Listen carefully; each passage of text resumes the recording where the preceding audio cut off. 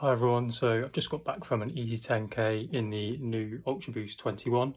There's been a lot of hype about this shoe recently. I've been posting about it a lot, about the new technology, but I thought I'd kind of give you a quick video about some of the technologies and how I found them on that very first run. So yeah, out the box, found them kind of super comfortable. There's obviously loads of new updates on this shoe. Between the Ultra Boost 19 and 20, there was only a few minor tweaks, but this has been massively revamped for running, and it's obviously going to be sort of still popular with the sneakerheads and for lifestyle as well. So one of the biggest updates is the Prime Knit upper. In the old Ultra Boost 20 and the 19, it was a little bit kind of softer, looser. In the Ultra Boost 20, there was an extra TFP or tailored fibre placement or stitching to provide a little bit more reinforcement, but I still found it quite spacious in the toe box. So yeah, there's been a big update on this one. So it's called Prime Knit Plus, and it's forged, so it's a lot more precise, a bit of a tighter knit, more of a snug fit, what I found kind of initially. In terms of the upper as well, it's created with Prime Blue, which means that it includes some Parley ocean plastic. So 50% of the upper is textile, and 75% of that textile is Prime Blue. So there's no virgin polyester. So yeah, really good for the sustainability kind of aspect, which is good. So yeah, like I say, felt really snug, good lockdown. Another big update is the kind of fit cage. In the Ultra Boost 20, it kind of went more from the midsole kind of upwards and gave you that kind of lockdown over the midfoot. I think with this, it sort of feels like the Prime Knit Plus gives you that lockdown itself. It feels like it's a tight enough knit, and then that kind of gives you an extra kind of lockdown on top of that. I think this is going to be a little bit more accommodating for people with slightly wider feet, because the Prime Knit Plus is going to stretch and move a little bit more. It's going to allow for that kind of person with a slightly broader foot across the kind of the midfoot, which is really good. So it's going to cater for more people.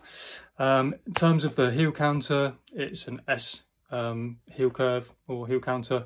So yeah, really padded, kind of fits really well on the Achilles. There's a good amount of softness and flexibility in the heel, so you're not going to get aggravated on the Achilles or on the heel. And the heel counter still nice and solid, and yeah, again, locks your foot in nice. So the combination of the heel counter and the new fit cage, nice lockdown, and then the Prime Knit Plus. So yeah, I think those are really good updates. Like I say, I just found the upper in the Ultra Boost 20 and the 19 just a little bit kind of loose and soft. I think when you're kind of taking corners and you're running in it more, your foot can move or slide around a little bit more. Just on the 10k that I just did, it felt like my foot was held a bit more securely and there wasn't as much movement. One thing to say on that is then, because it's not quite as kind of breathable, the knit's a little bit tighter, your feet are going to get a little bit warmer. Not a problem when it's a little bit cooler at the moment like it is, but potentially in the summer I think we might see that there'll be a summer upper with this kind of midsole, and for the Ultra Boost. Going on to the midsole, obviously there's been a lot of talk about the extra cushioning in the heel and people thinking that there's a kind of massive stack height. Your foot kind of sits inside of the Boost, so don't think that your foot is sitting right on top of here and that there's like a massive heel to toe drop, because that's not the case. I personally kind of really like that extra cushioning. Generally I run in the Adi Zero range, so I prefer like lighter weight, like really responsive shoes. But for kind of everyday running or easy runs, I think that amount of cushioning is great. My legs were quite tired from a hill session yesterday, and I really appreciated the extra cushioning. So there's 6% more boost, so it's going to provide a huge amount of cushioning like the Ultra Boost always has. And within the Adidas kind of range, the Ultra Boost is sort of the pinnacle in terms of cushioning. And I think it's good that we've added a bit more boost cushioning, so that there's a bigger differentiation between kind of the Ultra Boost range and then shoes like the Solar Boost, and then through the rest of the range. So that's really good. Also kind of then through the midsole, it just felt super smooth as well.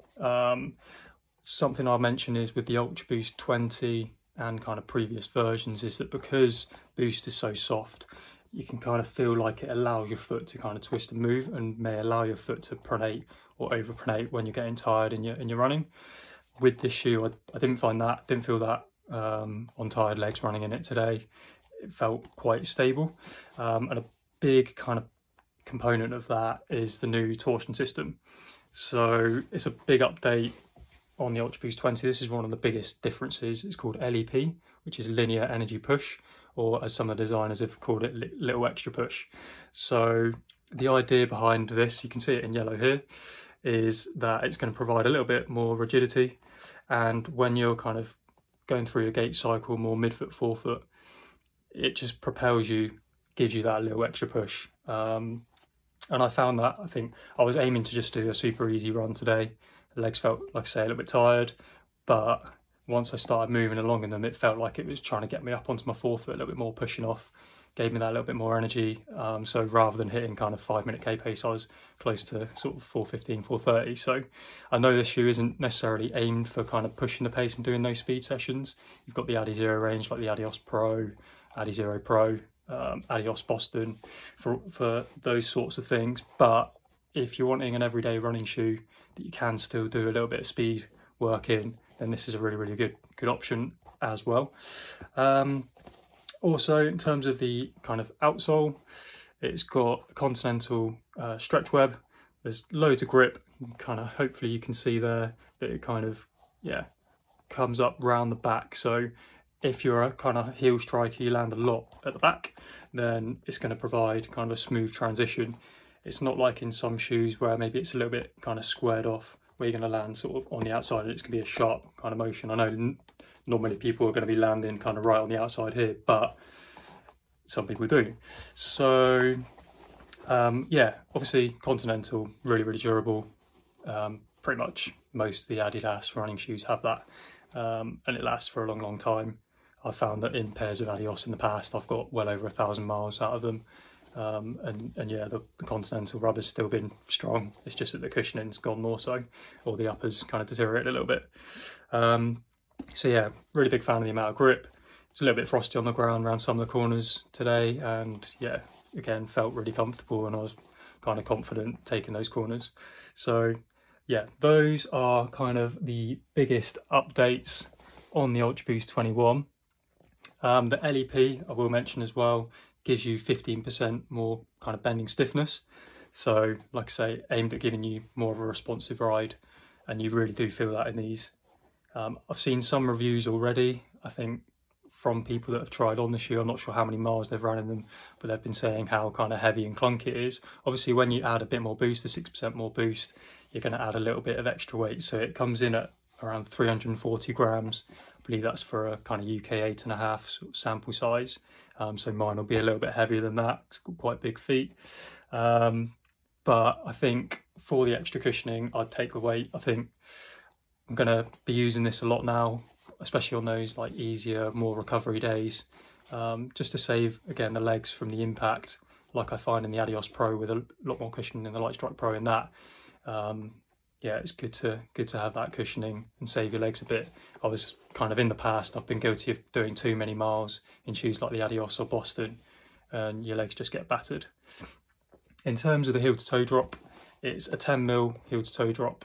So like I say, your foot's not sitting up on top of here, it's within there. It is 30.5 in the heel and 20.5 in the forefoot. So still loads of boost in the forefoot. So you don't really feel the ground too much, but that LEP torsion system does give you that pop.